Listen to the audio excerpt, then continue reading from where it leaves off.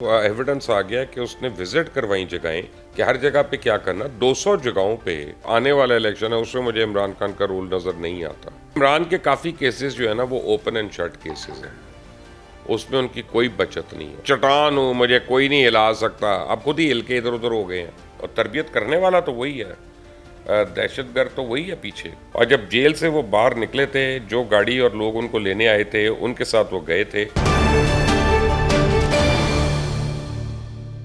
अस्सलाम वालेकुम नाज़रीन, आप देख रहे हैं मुबश्शिर लुकमान यूट्यूब चैनल। मैं हूं महाविश तबस्सुम। नाज़रीन, पुलिस की जानिब से 9 मई जीएचक्यू गेट पर हमला और जो हसास इदारे के दफ्तर पर हमला था, उसमें खान साहब को भी मुल्जिम नामजद करने का कहा गया है। तो सर, क्या ख्याल है, क्या लगता है आपको, खान साहब पर भी आर्मी एक्ट के तहत कार्रवाई करने का फैसला हो रहा है? नहीं, ये तो फैसला हो चुका है जहाँ तक मेरी इत्तला है, और होना भी चाहिए। वो मास्टरमाइंड है, उन्होंने सब कुछ क्रिएट किया, उसने सबको रैकीज करवाई। एविडेंस आ गया कि उसने विजिट करवाई जगहें, निशानदेहियाँ करवाई, लोगों को स्पेसिफिक इंस्ट्रक्शंस दी कि हर जगह पे क्या करना। 200 जगहों पे आउट ऑफ द ब्लू तो नहीं होता ना महावेश, कि सडनली आपको गिरफ्तार किया और 15 मिनट के अंदर वो 200 टारगेटेड जगहें हैं उनके ऊपर हमला होना शुरू हो गया। यानी रास्ते में किसी और जगह नहीं हुआ, सीधा जाके उधर उधर होना शुरू हुआ।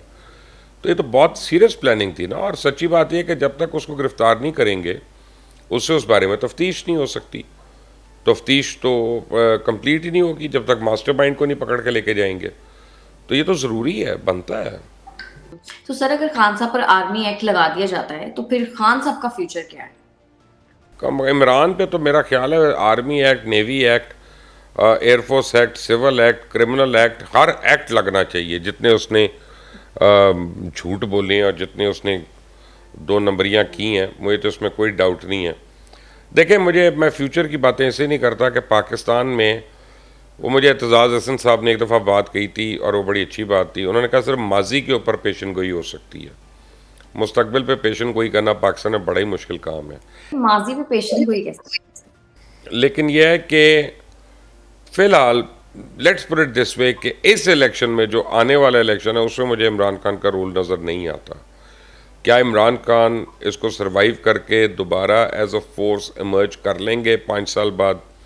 That time will tell. उसके ऊपर मैं कोई क्यास राई नहीं करना चाहता, लेकिन अगले 3 महीने के अंदर तो मुझे उनका पॉलिटिकल फ्यूचर मखदूश लगता है। हम्म। सर, लेकिन मेरा सवाल फिर यही है, माजी की पेशन गोई कैसे हो सकती है? मतलब वही है ना, आप समझ लें कि अब ये ऐसा अजीब सा मुल्क है। मैं आपको रीज़न बताता हूँ कि यहाँ 2+2 4 नहीं होता, वो 2+2 22 भी हो जाता है, और कुछ ये 8 ठीक भी है। बना देता है। आई मीन ये कुछ का कुछ हो जाता है यहाँ पे तो। हम्म। यहाँ पे तो एक और एक भी दो नहीं होते, वो 11 हो जाते हैं। ऐसे ही है, एक और एक। सर, इत्तलात ये भी है कि तोशा खाना की जो घड़ी है वो खान साहब का पीछा नहीं छोड़ेगी और अब जो समात है वो रोज की बिना पर होनी होनी है कल से। सर, क्या लगता है आपको, क्या होने जा रहा है?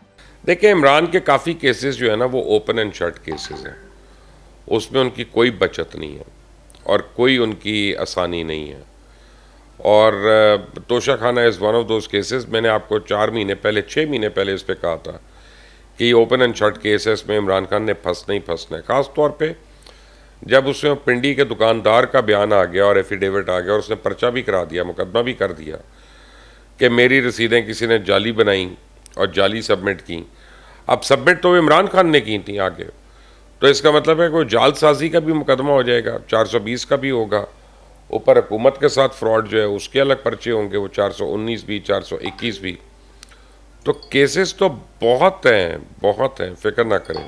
सर, लेकिन एक बात समझ में आ रही, शेख रशीद साहब, मुराद सईद, जरताज गुल, ये सब खान साहब के सिपाही थे, ये सब अब कहाँ हैं? खान साहब के आसपास कहीं नजर नहीं आ रहे। वो चट्टान थे शेख रशीद, सिपाही तो नहीं थे। वो तो कहते थे मैं चट्टान हूँ, मुझे कोई नहीं हिला सकता, अब खुद ही हिल के इधर उधर हो गए हैं। कभी आपने पहाड़ या चट्टान को भी देखा है कि खुद से मूव हो जाए कन्वीनियंटली, कि यार उधर ज़रा रास्ता दे दो लोगों को, मैं आगे से हट जाऊँ? शेख रशीद साहब जिंदा है, लेकिन ट्विटर पे जिंदा है। वैसे तो मुझे नहीं पता उनकी इस वक्त क्या जहनी और दिमागी हालत है, मुझे नहीं पता कि परेशानी में हैं कि आराम से हैं। लेकिन जहाँ तक उनके दीगर कमांडोज का और टार्जन्स का ताल्लुक है इमरान के, तो इमरान को पता होना चाहिए। जिस तरह उन्होंने सामने बैठ बैठ के प्रेस कॉन्फ्रेंसेस की कि कौन कौन लोग थे जिनके मुतल्लिक मैंने उसको कहा था कि ये पीठ में छुरा घोंपने वाले लोग हैं। तो अब बताए ना ज़रा लोगों को कि मैंने क्या नहीं बताया था। तो क्या गिला, क्या शिकवा, क्या रोना, क्या धोना। लेकिन सर शेख रशीद साहब ने अभी तक पीट यार देखो, शेख रशीद को ज़रूरत नहीं है, वो अपनी पार्टी के सरबराह हैं। इमरान के साथ कोएलिशन में चल रहे थे, और आप ये समझें कि इमरान जलसे करता था, हज़ारों बंदे जमा करता था, 60-60 हज़ार। शेख रशीद को उस पर 20 मिनट की बोंगियाँ मारने का मौका मिल जाता था, ठीक है ना। तो शेख रशीद को कहाँ से ऐसा क्राउड मिलता जो कैप्टिव क्राउड, और जो उनकी इज्जत करने वाला क्राउड, क्योंकि इमरान की वजह से इज्जत करते थे, सारा कुछ होता था, तो वो उसमें अपनी उन्होंने बना के रखी। अब उनको ज़रूरत नहीं, क्या ईद की छुट्टियां इतनी लंबी थी, वो ज़मान पार्क आए मिलने, क्या गोश्त देने आए, क्या वैसे मुलाकात के लिए आए, क्या उन्होंने हाल पूछा कि मैं मुकदमे में साथ चलता हूँ तुम्हारे। पिंडी में अगर उनका केस हो रहा है, वहाँ पे अपेयरेंस है, तो वहाँ तो शेख रशीद साथ जा सकता है ना, क्यों नहीं जा रहा अदालत के अंदर। तो अब किसके साथ है वो आप समझ लें, खुद ही समझ लें, और आपको और क्या पता चलेगा। लेकिन सर मैं सिर्फ ये जानना चाह रही हूँ, अगर शेख साहब ऐलान कर देते हैं खान साहब से अलग होने का, ऑब्वियसली वैसे तो उनकी पार्टी अलग है, तो फिर शेख साहब का कोई आगे फ्यूचर हो सकता है पॉलिटिक्स में, या आप समझते हैं कि नहीं खान साहब की ही वजह से था, जैसे आपने कहा कि जलसों में इतने लोग मिल जाते थे या उनको। शेख रशीद का तो फ्यूचर सिर्फ खान के साथ है, शेख रशीद का तो फ्यूचर उसके अलावा नहीं है। अब खान डिस्क्वालीफाई भी हो जाए, वो कह देंगे यार मैं तो अलग जमात है, मैं तो उस जमात में नहीं हूँ, वो डिस्क्वालीफाई नहीं होते। तो उनकी सोच ये है कि पीटीआई के जितने सपोर्टर्स हैं, वोटर्स हैं, सिंपथाइजर्स हैं, वो पिंडी में उनको वोट दे देंगे जाके, कि जी उस वजह से कि ये खान को इसने छोड़ा नहीं अभी तक, तो वो जीत जाएंगे। तो ये तो उनकी प्लानिंग हो सकती है, लेकिन इससे ज़्यादा मुझे नहीं समझ आता। सर नैब तरामीम की मजीद तफसीलात सामने आ गई हैं और उनके मुताबिक अब चेयरमैन नैब को मुकदमे में से किसी एक फर्द को वादा मुआफ गवाह बनाने का इख्तियार मिल गया है। सर ये सब किसके लिए हो रहा है, कौन बनने जा रहा है वादा मुआफ गवाह? आज़म खान, मुझे ये लग रहा है कि former principal secretary of Imran Khan, Azam Khan जो है वो वादा माफ गवाह बनने को तैयार है। मेरे ख्याल है 15 तारीख को उठाया था ना उनको, तो आज तो 5 तारीख हो गई है। ब्यूरोक्रेट कहाँ इतनी गर्मी में लोड शेडिंग में रहेगा, वो बन गया होगा फ़ौरन वादा माफ गवाह। और करप्शन के वैसे भी पैर नहीं होते, और बाबू ऊपर से सवाल ही नहीं पैदा होता। अफसरशाही की हुई सारी उम्र, अब नौकरशाही बन जाए, तो ये तो वादा माफ गवाह बनने का सबसे पहला वो होता है। जुल्फ़िकार अली भुट्टो के खिलाफ भी मसूद महमूद ही बना था ना, वो सही था गलत था वो एक अलग बात है, लेकिन बना तो था ना। सर गिलगित बल्तिस्तान में फॉरवर्ड ग्रुप बन गया है और हुकूमत की पूरी कोशिश है कि जिस तरह से कराची में मेयर के इलेक्शंस में किया गया था, इसी तरह जीबी में वज़ीर आला के इलेक्शन में भी पीटीआई के साथ वही सब कुछ किया जाए। सर क्या ये जमहूरियत है? बिल्कुल है, इसमें क्या प्रॉब्लम है। पार्टी से जब पीटीआई तोड़ रही थी लोगों के लोग, और उनको उनके सामने खड़ी कर रही थी, और वो भी इलेक्शन से पहले, बिल्कुल पहले, तो क्या वो उस वक्त नहीं लोगों को एतराज़ हुआ था, उस वक्त नहीं याद आया था कि क्या होने जा रहा है। तो अब वही उनके साथ हो रहा है। जमहूरियत ही तो है कि आपकी मर्ज़ी आप इधर से लड़ें, आपकी मर्ज़ी आप उधर से लड़ें, आपकी मर्ज़ी आप वोटर ने वोट देना है या नहीं देना, आप अपने अलाइनमेंट्स आप करते रहते हैं। जमहूरियत में तो इसमें कोई इशू नहीं है, इसमें क्या प्रॉब्लम है। वरना तो पीटीआई का पट्टा जिसके गले में पड़ा था, वो भौंकने वाला, वो उधर क्यों गया था अपनी अपनी जमात छोड़ के, उसका सोचे ज़रा कोई। सर पीटीआई की जो स्पोक्स पर्सन, उन्होंने मरियम औरंगजेब की प्रेस कॉन्फ्रेंस का जवाब दिया है और कहा है कि गॉड फादर की जो कनीज और सिसिलियन माफिया की खानदानी गुलाम, जिसे साजिश टोला कह रही हैं, उन्हीं के इशारों पर नाचते हुए अदम एतमाद का हिस्सा बने थे। सर तहरीक इंसाफ के तर्जुमान बदल गए लेकिन लैंग्वेज अभी भी वही है, क्यों? इसी की तरबियत नहीं बदली, और तरबियत करने वाला तो वही है, दहशतगर्द तो वही है पीछे सारों को। देखें ना, पाकिस्तान तहरीक इंसाफ ने सबसे पहले इस मुल्क में नफ़रतें पैदा की, पोलराइजेशन की सियासत की, मज़हब की सियासत की, अखलाकियात का जनाजा निकाला, रवायात को दफन कर दिया। यही तो तहरीक इंसाफ ने किया।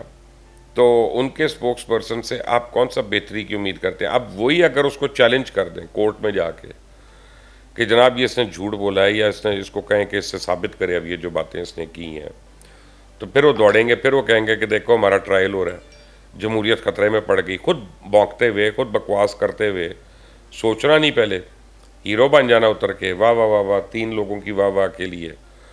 और फिर बाद में जब खुमियाजा भुगतना पड़ेगा तो लग पता जाएगा। सर, इमरान रियाज खान साहब के बारे में क्या खबरें हैं? सुना है उनकी जल्द वापसी होने वाली है। जाहिद कशकोरी साहब कहते हैं कि उनकी इतलात के मुताबिक वो बिल्कुल ठीक हैं, बहुत जल्द घर वापस आ जाएंगे। सर, आपकी क्या इतलात? पहली तो मेरी दुआ है कि अल्लाह करे कि ना सिर्फ वो बिल्कुल खैरियत से हों, बल्कि वो घर बड़ी जल्दी आएँ वापस और अपने घर वालों के साथ खुशियों के साथ रहें बाकी दिन, यानी और किसी किस्म की उनको तकलीफ़ ना आए। मेरी तो पहले ये दुआ है।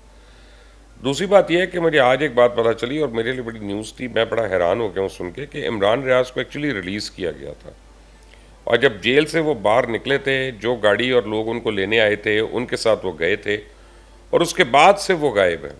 ओह। और अब ये तासुर है कि शायद वो खुद से अपनी लोकेशंस बार बार बदल रहे हैं और इसी तरह कुछ शायद लोगों का उनसे रब्ता भी हो। मेरा तो नहीं है तो मैं तो नहीं कह सकता, शायद कुछ लोगों का उनसे रब्ता भी हो, तो उस वजह से उन्होंने उनको कहा हो कि मैं मंजर आम पे आ रहा हूँ। तो मैं तो डर गया हूँ जब से मुझे ये बात पता चली है, क्योंकि मेरे से उम्र में इमरान छोटा है और इमरान छोटे भाइयों की तरह है, तो मैं तो सिर्फ उसका अच्छा चाहूँगा। और अरशद भी मेरा बड़ा करीब था, अरशद शरीफ मरहूम, जो मरहूम कहते हुए मुझे उसको तकलीफ़ हो रही है। मेरे लिए तो वो जिंदा है बेचारा। मैं तो उसका स्माइलिंग फेस आज भी नहीं मैं भूल सकता अरशद का। मैंने तो उसकी बॉडी की कभी तस्वीर भी नहीं देखी, मुझे लोग इतना फॉरवर्ड करते थे, मैंने नहीं देखी, क्योंकि मैं सिर्फ उसका हंसता हुआ चेहरा अपने माइंड में याद रखना चाहता हूँ। शुक्र है मुझे वही याद है। तो देखे ना, वो भी अपने कहनों की वजह से ट्रैप हुआ। जो उसके अपने ख़ास थे, जो उसको एडवाइस करने वाले थे या बताने वाले थे, ये इमरान रियाज जो है बस ये इन दरिंदों के हाथों ना आए कि जो अपने मकसद के लिए जो, क्योंकि अगर खुदा ना खास्ता उसको कुछ हो गया तो उसको जक पहुंची तो पाकिस्तान दुश्मनों को उसका कितना फ़ायदा होना, ये सोचे। तो सिर्फ इमरान के लिए नहीं, पाकिस्तान के लिए भी मैं बार बार ये दुआ करूँगा कि अल्लाह ताला इमरान को महफूज रखे और उसको हासदों के शर से बचाए, उसको अपने दुश्मनों के शर से बचाए अल्लाह ताला, और वो बखैर व आफियत अपने घर वालों के पास आ जाए। बस यही मैं कह सकता हूँ। सर, आमीन। सर, हुकूमत ने इदारों की निजकारी का फैसला किया है। पीआईए, सुई सदरन और नॉर्दर्न के जो शेयर्स हैं वो स्टॉक एक्सचेंज से फरोख्त होने वाले हैं। सर, आप क्या समझते हैं, कैसा फैसला है? पता नहीं, मेरा ख्याल है कि पीआईए वगैरह तो ऑलरेडी अपना पब्लिक लिमिटेड कंपनीज हैं, वो तो स्टॉक उनका बिक रहा है, तो वो निजकारी यानी शेयर्स या और शेयर्स उनके ऑफर कर रहे होंगे, ये हो सकता है। स्टॉक ऑप्शन ज़्यादा दे रहे होंगे, लेकिन जब एक कंपनी प्रॉफिट ही नहीं कर रही तो कोई उसका शेयर क्यों खरीदेगा? वो भी ओपनिंग पे जब वो महंगे दामों होगा। दूसरा, अगर आप भी उसका शेयर फर्ज करें 6 रुपये पे ट्रेड कर रहा है तो ये मज़ीद शेयर्स देते हैं, तो वो 10 रुपये तो नहीं देगा इनको, 20 रुपये तो नहीं देगा। तो मुझे नहीं समझ आता, इनको आउटराइट बेचना पड़ेगा बस। चाहे 1 रुपये का दें अगले को और उसको कढ़ाई भी खिलाएं, उसको एक जोड़ा भी दें बोस्की का, उसको पगड़ी भी पहनाएं, क्या ताड़ी मेहरबानी। ये जो 3-4 ऑर्गेनाइजेशंस हैं ये हर साल 1500 बिलियन पाकिस्तान का फूंक रही हैं। तो अगर आप 1-1 रुपये में भी उनको देते हैं तो एक्चुअली आप 1500 बिलियन की सेविंग कर रहे हैं। वो कितने बिलियन डॉलर बनता है? हम तो $1 बिलियन के लिए नाक से लकीरें लगड़ दी हमने। तो आई थिंक ये जो है ना, अब मज़ीद अभी भी हुकूमत पंचर लगाने की कोशिश कर रही है ट्यूब पे, जबकि ट्यूब नाकारा हो चुकी है और ट्यूब बदल दी है। इनको नहीं क्योंकि समझ। ये मैं जो थोड़ा मुझे कुछ ज़्यादा उम्मीद नहीं है अब इन लोगों से। ये कोई out of the box thinking नहीं कर रहे, ये वही ट्राइड एंड टेस्टेड बातें। अब वो सही हैं, नहीं सही, कम सही हैं, निकल आए ना यार उस रास्ते से। मान ले कि हम में बीमारियाँ हैं, मान ले कि हम नालायक हैं, मान ले हमने गलतियाँ की हैं, मान ले हमने कोताहियाँ की हैं और अब हम ये कर रहे हैं। तो अगर अपनी आप बेवकूफ़ी से सबक भी नहीं सीखते तो आप तो फिर बहुत ही मासूम होंगे या जाहिल होंगे, पता नहीं, जो मर्जी आपकी कह लें। सर, क्योंकि ये जो बात आप इन इदारों के बारे में कर रहे हैं ना, मैं जितना टाइम अपने करियर में रही हूँ ना पाकिस्तान में, इस बारे में पता नहीं कितनी डिस्कशंस हो चुकी हैं, लेकिन कोई हल नहीं निकलता। पता नहीं हुकूमत क्यों नहीं निकालती। सिंसेरिटी नहीं है माविश सच बोलने की। असल में सबसे बड़ी प्रॉब्लम है क्या, अब एज अ नेशन हम झूठ बोलते हैं तो हमारे ऊपर वाले हमसे ज़्यादा झूठ बोलते हैं। तो फ़र्क कितना। बस फिर वही वाली बात है ना। मैं आपको एक एग्जांपल देता हूँ, चलें आपको एक एग्जांपल देता हूँ ताकि किसी के जहन में कोई प्रॉब्लम ना रहे। एयरलाइन इंडस्ट्री में अगर एयरलाइन बहुत अच्छी चल रही हो ना, तो उसका मार्जिन ऑफ प्रॉफिट जो है ना वो 4% होता है, 4% होता है।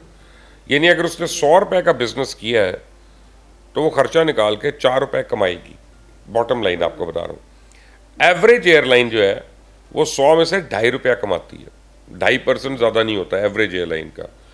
ये जो बड़ी एयरलाइंस है, हाई टर्नओवर एयरलाइंस हैं, हाई परफॉर्मेंस एयरलाइंस हैं, चाहे एमिरेट्स है चाहे कतर है, ये उनका है 4%, 3 से 4%, ठीक है। या फिर बिल्कुल बजट एयरलाइन जो होती है, वो बजट एयरलाइन भी जो है जैसे ईजी जेट है या रायन एयर है या ये है, वो 150-150 डेस्टिनेशंस पे एक रोज़ में जा रही होती हैं। उनकी एक दिन में भी 300 फ्लाइट्स होती हैं, ठीक है ना। तो उनका उस हुजम का ऑपरेशन जो है वो उनको 4% दे रहा है।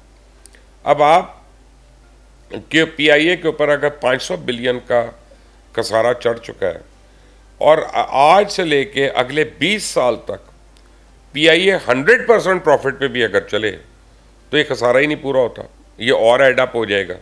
तो इसमें अक्लमंदी की क्या बात है, मुझे ये बता दे कोई, ठीक है ना। इसमें सोचने की क्या बात है कि आपसे नहीं चल रहा, नहीं चल सकता, और आज चला भी लेंगे तो 500 बिलियन को कैसे रिकवर करेंगे।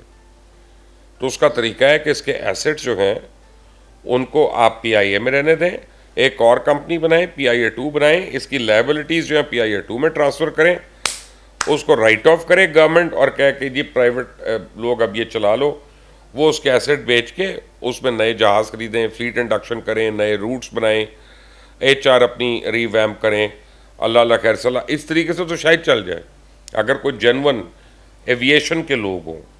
अगर वही रिटायर्ड हमने पुराने लोग रखने हैं, वो इसका नाम था, इसका नाम था, इसका नाम था, तो फिर वो मज़ीद मनहूस आके अपना और साया डालेंगे नए सोने का, वो मज़ीद डूब जाएगी, एयरलाइन दोबारा डूब जाएगी। सर अल्लाह करे आपका ये प्रोग्राम जो है ये देखा जाए और आपकी सजेशन जो है हुकूमत सुन ले। प्रॉब्लम यह है कि सबको समझ आती है मावेश। प्रॉब्लम यह है कि इन 4 जगहों पे 2.25 लाख लोग हैं, 2.25 लाख लोग, जिनकी वजह से 1500 बिलियन का लॉस होता है हर साल। अब 5 साल में आप नोट कर लें कि कितना लॉस है, वो कितने बिलियन डॉलर्स का है। और वो 2.25 लाख के, अब हर घर में अगर 8 से 10 बंदे हैं या 11 बंदे हैं, या ख़ानदान में एट लार्ज लेट से 50 पर्सनस होते हैं ख़ानदान में, तो वो उनको अपना वोटर समझ रहे हैं कि यार अगर हमने फारिग कर दिया इस तरह से ना, तो हमारे इतने लाख वोट कम हो जाएंगे।